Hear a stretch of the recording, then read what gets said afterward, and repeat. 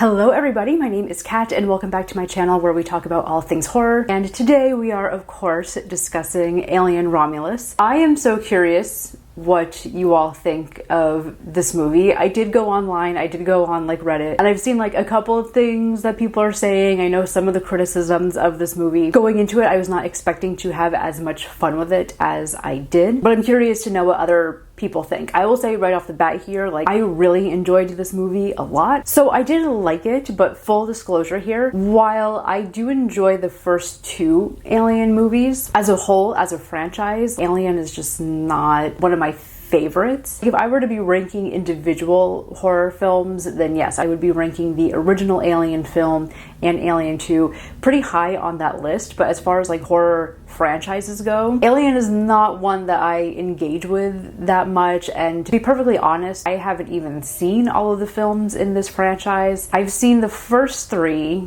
I haven't seen four. I have not seen any of the Alien or Predator movies, just because I remember so distinctly at a young age people just not liking those movies, so I always avoided them. I did see Prometheus when it first premiered 10 plus years ago now. So that's it. That's really like my knowledge as far as the franchise goes. So I think just because I'm not the biggest Alien fan, there were things that were happening in this movie that felt pretty new and fresh from my limited perspective, and I think that's why I was able to enjoy the film a bit more. If I was a hardcore fan of this franchise, I could see how a lot of the fan service that Alien Romulus offers could get really annoying after a while. And yes, there were definitely like some fan service things in this film that I will talk about when I get to the spoiler part of this discussion. But overall, it didn't bother me that much. Is it like on the same level as the first two Alien films? Of course not. But as someone that was so-so on Prometheus, I did enjoy where this film went more. But I don't know, it just kind of had that classic Hollywood popcorn film feel that I haven't had in a while. And so I enjoyed that, right? I did enjoy some of the nostalgic feelings that it was bringing up in me. Now, again, I know that some of the biggest criticisms that people are giving this film is its over-reliance on using callbacks from the first two films. I do not think that is unfair criticism. Listen, as somebody that, 2 years later will still go on 30-minute plus rants about Halloween Kills and all the unnecessary fan service in that movie, to anybody that will listen to me, I get it. I get the frustration around that. And again, if I was like a bigger fan of the Alien franchise, I might find it a bit more frustrating. I did think Fede Álvarez was able to bring in the elements from the first two films in a more seamless way. I did feel like the fan service was incorporated in a way that served the overall story better than what we've seen in these other films. And again, I know that there's going to be some of you out there that disagree with me on that. That's totally fine. Thinking about some of these other Hollywood reboots, sequels, requels, whatever they're calling them these days. If you're thinking of something like a Halloween Kills, where it's like they're bringing in all of these characters from the first film that had no connections to each other, and it's like, why on earth would these people be staying in this small town and still harping on this thing that happened to them over 40 years ago? 40 years ago when I was a kid, you protected me. To me, that was just dumb. And I was like, well, at least Alien Romulus doesn't have that level of stupid, at least in my opinion. I'll also say up front here that generally, I do enjoy Fede Álvarez's work. I know not everyone is a fan of his stuff. I did enjoy what he did with the Evil Dead remake. I thought it was really interesting how he was bringing in themes around addiction and family and using the Deadites as a metaphor for that. So as a rule, I am a fan of his work, and I was really excited to see him taking on this franchise. I was really curious to see what he was going to do with this project. So again, for me, there were a lot of positives in this film. I really liked the themes that this film was bringing up. When it starts off, you discover that this is meant to be a few years into the future when human civilization has already colonized space, people are living on space, and just showing like how actually awful that would be. He's creating this environment that just feels really like dreary and dark. The colony at the beginning of the film actually reminded me a lot of Blade Runner in terms of just its aesthetics, dirty, wet, neo-noir feel to it. And I believe Ridley Scott has said in previous interviews that the original Alien and Blade Runner are meant to be in the same universe. I don't know if that was intentional on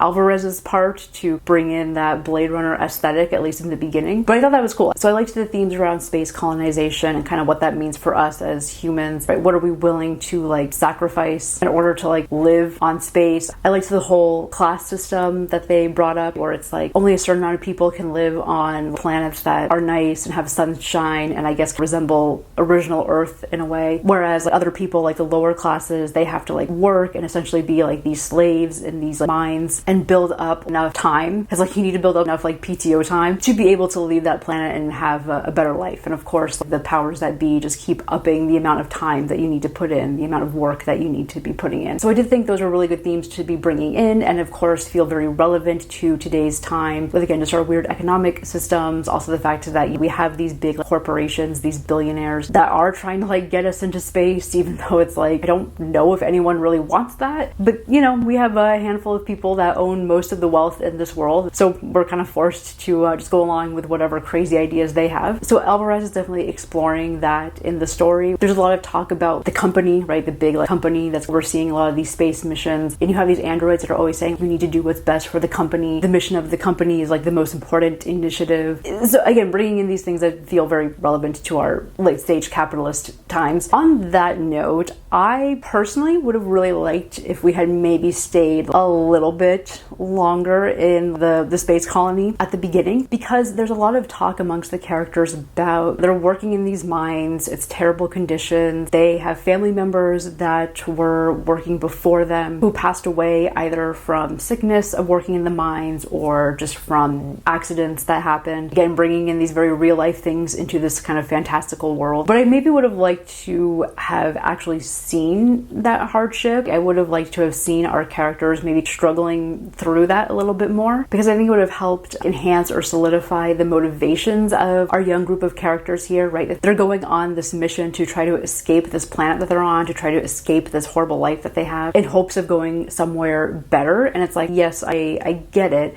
But I think if we had actually like seen it and seen some of like the hardship that people were experiencing on this colonized planet, I do think that would have helped elevate the characters' motivations a little bit more. Also, maybe I missed it, but I was a little confused about, like, you have this group of teenagers and they get on this ship and they discover this other ship that's kind of floating in space. And they're like, oh, we can go up to that ship and use their equipment to help take us to this other planet where we can live a better life. And they're just able to go up there and just like explore without any consequences or repercussions or anyone from like the government finding out what they're doing and going after them. So I was a little confused about how it was so easy for them to get up there. If I missed something, if I missed a bit of dialogue, please let me know. I've already mentioned the cinematography. I really loved the opening of this film, and for the most part I thought this was a really beautiful movie throughout. I think the cinematography here is really strong. On a technical level, this is a very competent movie. It's a very well-made movie. I did enjoy like the look of the spaceships. I did enjoy some of like the callbacks from the first film, right, where they're recreating some of the settings of that movie. I even liked that they included the old equipment. I know a lot of that was supposed to be callbacks to the first two films, but I don't know, there was something about it that was just like visually compelling to see, and again kind of added this weird timelessness to the film that I've talked about before. It's like we're in the future, but we also have like technology from the past, like it's in this weird kind of in-between space. I think that works really well a lot of the times for the horror genre. As far as the acting and the characters go, I really loved Andy, who is our android robot in this film. He is played by David Johnson, who for me is really just like the MVP of this movie. I just really enjoyed watching him on screen. I enjoyed his performance. I just found Andy to be so sweet. I just wanted to like jump through the screen and like give him a hug. He was just so sweet. And yeah, I think David Johnson is like a really great actor. He has really great presence on screen. I did do some research. It seems that he's mostly a TV actor. I know he's on an HBO show right now, and he's done a lot of stuff for the BBC, but I'm really excited to see his career take off. I'm really excited to see what other film projects he will take on. And then you have Kelly Spaney, I think is how you say her name, as Rain, our other protagonist. They are obviously working hard to make her the next Ripley figure in this franchise. And here's the thing, I don't think she did a bad job, and I wasn't annoyed with the character. Again, I thought her character's interactions with Andy were the most interesting part of the film. I really enjoyed seeing their relationship unfolding. Her by herself, again, not terrible, and I do think the actress is doing the best with what she's given, but they just don't really give her that same, I don't know, depth or strength or charisma or vulnerability that a character like Ripley embodies. I didn't quite see that strong of an arc of how she changes from the beginning to the end. There is something that does happen with her relationship with Andy. I think the performance of David Johnson is really doing a lot of the work here in terms of that relationship. And again, I don't want to say that she's a bad actress because I don't think she is. Fede Álvarez definitely goes out of his way to make her look cool, right? He definitely creates these shots where she has her space gun, she's looking like all badass. Like, they do a very good job of making her look the part. I just wish they had given more to her character. I feel like we got to the end of her story and it was just like, okay. I do think another criticism of this film is that the other characters in this film, they're not that memorable. It's the morning after I've seen the film and I don't really remember much about any of them. This really isn't an ensemble film like what you get with the first two movies. I think it wants to be that, but the problem is that it didn't flesh out the other characters enough, and the actors that are coming in, while they're fine, they also don't have that charisma to kind of set them apart from each other. I will say, as far as these like reboot sequels, whatever, I did find this cast of characters to be way less annoying than some of the other franchises that have done this with their young protagonists. It very much feels like you just have a bunch of 40-year-old white men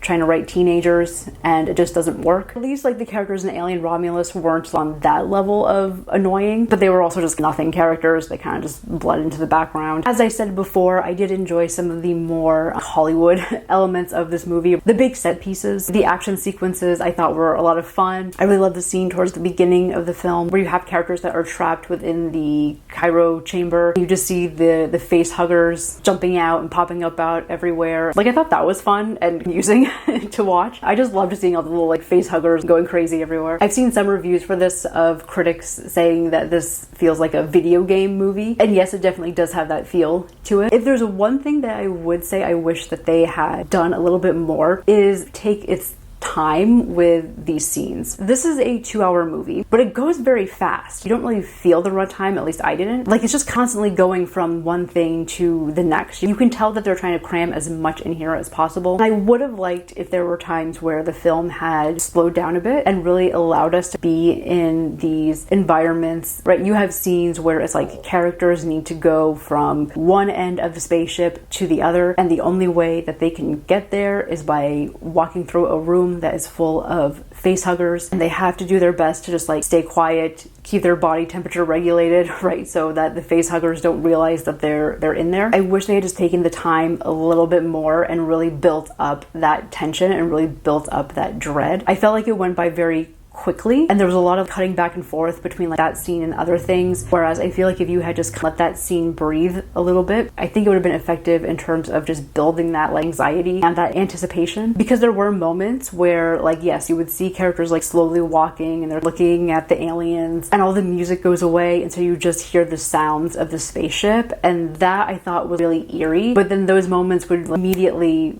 be gone by a loud noise happening or them cutting back to a different scene or a face hugger jumping out. So while I enjoyed these scenes for what they were, and I did think they were fun, and I had fun while I was watching them, I also don't think that they really built that much dread or were that scary. I know some people are saying that this film is a combination of the first two Alien movies, and I guess it is in terms of its fan service, but in terms of like the overall tone of it, it feels much more Alien 2 than it does the first Alien. If there was one thing I was hoping for going into this movie, was that it was going to bring back some of that slower, almost minimalist tone and settings that we get from that first film. This is my thing with these newer films that want to recreate these films from the 70s and the 80s or have like similar tone. I feel like a lot of them lack the thing that made those older films so effective, which is the less is more mentality. If you go back and watch the original Alien, yes, it definitely has its set pieces to it. It is definitely a Hollywood film, but it's also very like quiet and restrained in parts. Again, you only have one alien that is like the central focus of that film. If you go back and watch some of the iconic moments of that film, like the chest burster scene, for example, there's not really a lot to that scene. It's a group of people sitting around a table and eating and talking and having fun, and then even when the chest bursting does happen, it's not like this big kind of thing where it's like big orchestra coming in and jump scares. It's very simple. It's very simplistic, and that's, I think, what adds to its eeriness, because that's what makes it feel real. It's very different from what we get with this film, with the chest burster scenes, which are very just in your face, and they definitely spend a lot of time projecting that it's going to happen, right, with characters just like convulsing and screaming. It's just much more flashy, and again, it has that more kind of artificial Hollywood feel to it. Though I will say this film was not that gory, which I was kind of surprised by. I think something like what we see in the original Alien is deceptively simple. I think it is a unique challenge to create something that has so much tension and is so horrifying while not relying on that much. I think it's actually challenging to pull something like that off, and I think that's why we get a lot of these films that just try to focus so much on things like fan service or doing callbacks to other movies, relying on nostalgia. And it's like they try to bring in all of these other elements to try to recreate that same feeling, but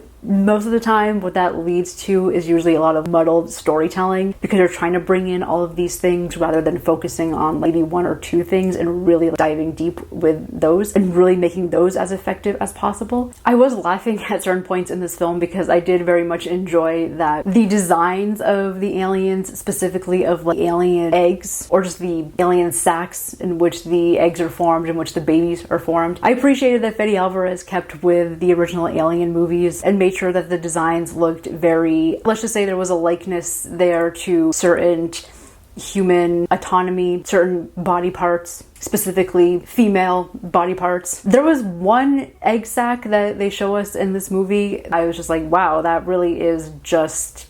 And then they're like taking these long phallic objects and just shoving it up in there. I was like, well, the horror film scholars are going to be loving this movie. And if you have no idea what I'm talking about, just look up visual symbolism in the Alien movies. So I thought that was hilarious seeing those. The Alien franchise as a whole does have these underlying themes around sexuality, birth, motherhood. I think these are films, at least especially in the original, that are films that are really pointing to the vulnerability of the human body. You can find interviews with people from the original film that worked on it that talk about how one of the things that makes the first film so scary is that both men and women are physically vulnerable to this creature, right? This is a creature that can just like come in and impregnate you with an alien baby. Again, doesn't matter like what your gender is. So that has always been there since the first film. And then again, you see these continuations with themes around motherhood and femininity within the other films as well. Obviously, you have the character of Ripley. You see it in the fact that the main xenomorph is usually a female. Also the fact that the spaceship itself is just called Mother. So there's definitely these themes here. And again, I think that connects to a lot of horror sci-fi cinema tends to use space as a way to explore our very base vulnerabilities as humans. So yes, we know that these themes are here. We know that these are themes that are very central to the Alien franchise. So I get why Alien Romulus was pulling that into this film. And again, the symbolism is there. There is something interesting here about father-daughter relationships that I haven't seen explored in this franchise, at least again in the films that I've seen. But I feel like if they were going to bring that in there, then they could have done a little bit more with it. It just kind of felt like these themes around like, yeah,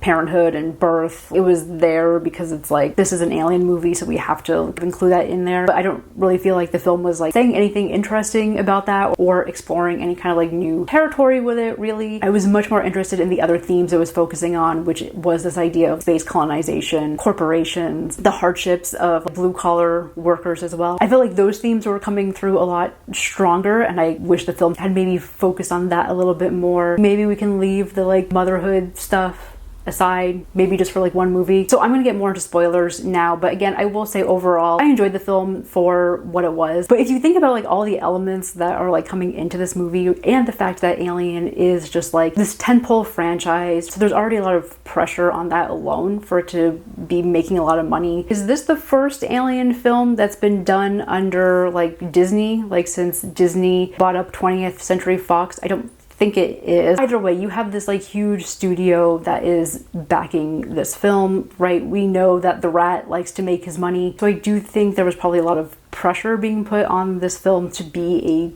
a certain way. I think there is another universe in which a film like this is completely trash, and I know that there's people that think that this version that we got is completely trash. I'm coming from the perspective of someone that's just a casual Alien fan. Like, it worked for me. Okay, so getting into spoilers now. So if you haven't seen the film yet, click off. So as far as spoilers go and like the fan service stuff, I will say the one thing that I thought was a drawback of this movie that I did not like is the inclusion of Rook, and specifically having Ian Holmes' likeness being put on this other actor. When they first showed him, I was like, if it's just for one scene, if it's just for one like quick little callback, like okay, fine. But then they kept like going back to him. This is not the first time that a Disney-backed property has done this. We know that the Rat has no qualms about capitalizing on people who have passed away in order to make a fan service moment. There's no shame there. But it's still something that like, it just gave me the ick. The ending actually surprised me. When the birth of the baby happens, because it's an alien movie, so I was like, oh, okay, this character's gonna give birth to this other alien creature that then the main characters are gonna have to fight. But when it came out and it was actually like a human baby, I was like, oh shit, I wasn't expecting that. Then like the weird humanoid alien hybrid creature, like that thing looked crazy. And it very much like reminded me of the opening of Prometheus, like the guy. So I'm not sure how the creature at the end adds to the overall lore of the Alien franchise, if it even does. But I thought that was really cool. I liked the creature design. And again, they may have played with this like hybrid of human aliens in some of the other films that I'm just not aware of. But I did think it opened the door to exploring other unique things within the Alien universe. What happens when humans do go to the other side, right? What happens when humans do conjoin with this other life form? Like, what does that then mean for humanity? Like, what does humanity then become after that? So I'd be really interested to see where the franchise goes next and how it does explore kind of these different layers of humanity and what humanity could be. So those are my overall thoughts on Alien Romulus. Again, I enjoyed it for what it was. My only other thing that I want to say that actually has nothing to do with the movie, I went to Regal early to see if they had some of the collectibles, right? The like collectible popcorn buckets.